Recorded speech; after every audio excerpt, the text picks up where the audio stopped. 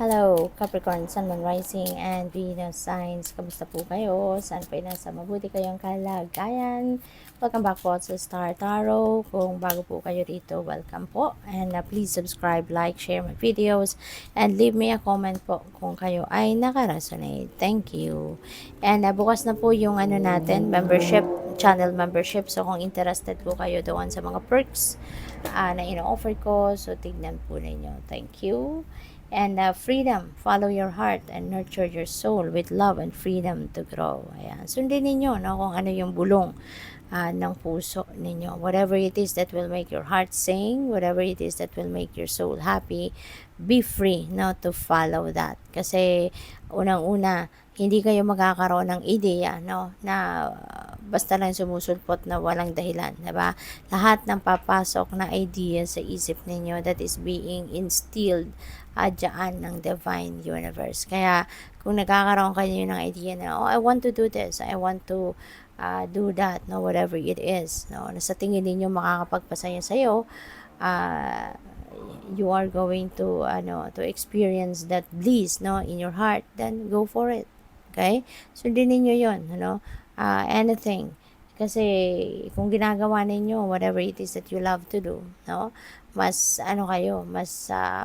mas magiging mataas, magtataas yung inyong vibration, and when your vibration is high, ibig sabihin niya na you will have that power to create whatever it is that you want to manifest in your life. We have signs that the universe has been gently nudging you forward by revealing to you signs and synchronicities. Kaya be aware of the subtleties na pinapakita sa inyo ng universe. Be aware of the subtleties na nakikita ninyo out there, at yan ay para sa iyo, yan ay mga signs, symbols, synchronicities na gagabay sa iyo para kung paano ninyo ina-navigate ang inyong mga sitwasyon sa buhay.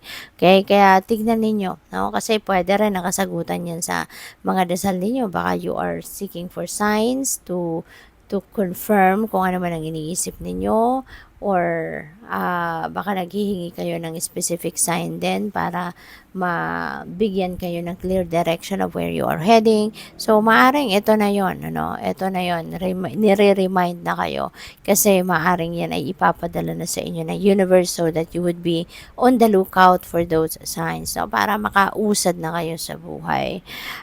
Reflect on this moment with love, kindness, and compassion. So, maybe it's about time na rin, na para mag-stillness kayo.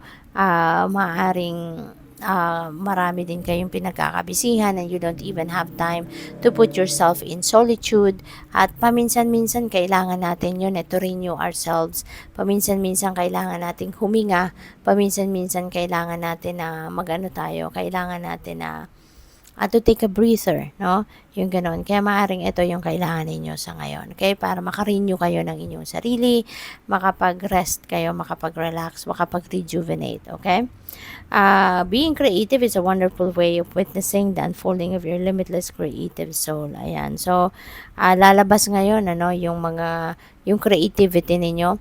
Maaaring may mga opportunities dito that is going to give you that chance na ma-express ninyo yung creativity ninyo, ma-express ninyo kung ano man yung creative prowess ninyo, 'di ba? Yung artistry ninyo, yung ganon, Kaya maaring yan ang mga gagawin ninyo ngayon para para mapasaya ninyo kumbaga ang sarili ninyo, So, maraming salamat, Capricorn, sa lahat ng mga nag-subscribe na sa aking channel. Thank you.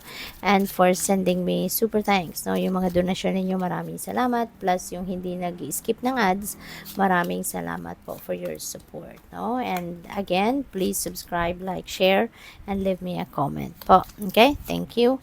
Wow.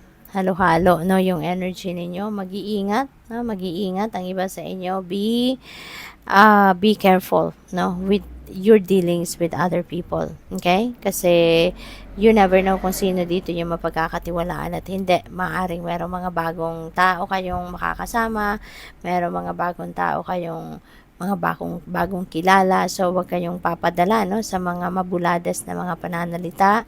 Wag kayong papadala sa ang tawag dito, mga mabulaklak, no, na mga pananalita ng mga taong ito, kasi maybe they are offering you something, maybe they are ang tawag dito, maybe they are siguro convincing you to join in an organization or something, investment, mga ganon. So, pag-isipan ninyo mabuti, at saka lalo na, be aware, no, lalo na doon sa mga sinasabi ng ibang tao sa inyo na too good to be true, 'di ba? Mag-iingat kayo sa mga ganyan, okay? At tsaka, Capricorn, pupwedeng sa trabaho din ito, no? Huwag kayong masyadong magtitiwala sa mga ipinapakita ng mga tao sa paligid ninyo, lalo-lalo na diyan sa opisina ninyo, kasi sa opisina maraming toxic people, 'di ba? Maraming pwedeng nagbabantay lang kung kailan ka masabotage, kasi kung naiinggit sa posisyon mo, 'di ba?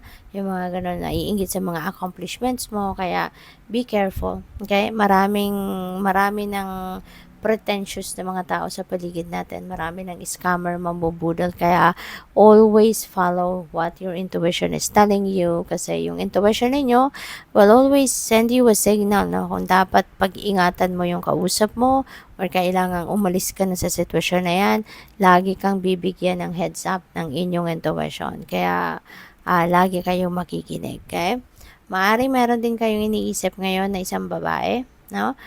This could be anyone, pwedeng asawa ninyo, pwedeng girlfriend ninyo, pwedeng nililigawan ninyo, pwedeng kapatid ninyo. So, this could be anyone na maaaring iniisip ninyo sa ngayon for whatever reason. Adjudication, no? So, siguro meron kayong consultations na ginagawa ngayon with lawyers, or with other professionals, with a judge, mga ganon. Siguro meron kayong hinihinging opinion, no? Professional opinion. Siguro nag-iisip kayo to file a divorce or to file a legal separation. Nag-file kayo siguro ng annulment, yung mga ganon ba, no? So, pwedeng along those lines ngayon ang ikinukonsulta ninyo with these people. Pwedeng ganon. At pwede rin, na baka nakapag-file na kayo, no? At baka naghi-hearing na kayo ngayon, no? Pwedeng gano'n. So, reminder lang, no, na this is a reading for the collective. So, this is not going to resonate with everyone, okay? With the gift, no? So, napakaganda. Kasi yung regalong ito could be material na bagay. Pwede rin naman na hindi, no? Pwedeng non-tangible din ito. Pwedeng pera din ito. This could be alahas, no? Anything that is valuable para sa'yo, no? Maaaring ito yon. Pwede rin, no? Kung hindi man ito material na bagay, this could be a golden opportunity. Pwedeng golden opportunity ito na ino-offer sa inyo sa ngayon. Kaya good luck po. Thank you for watching. Love and light. Namaste.